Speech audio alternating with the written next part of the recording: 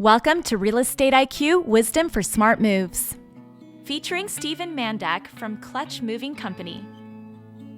And why should we hire a professional mover and not do it myself?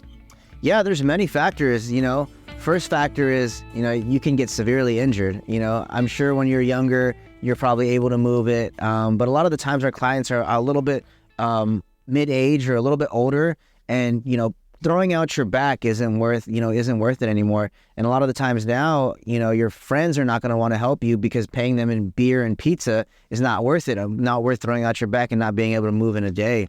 So that's the main thing. And also, if you really care about your items, breaking it or scuffing it or damaging it, that's going to cost a lot of money versus hiring a professional moving company when they know how to properly pack your items, properly wrap your items, and also disassembling your items.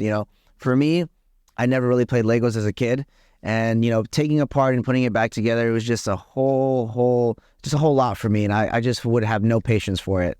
So those are just some factors right off the bat.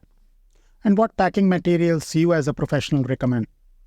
First and foremost, blankets. You're going to definitely need your blankets to pad and protect your furniture. Number 2 would be tape. You're always going to need tape, whether it's packing boxes, strapping on the pads onto the furniture, and then also shrink wrap. Shrink wrap pretty much is a secondary layer to protect your items as well, too. Check the full episode on our YouTube channel and on Apple Podcast.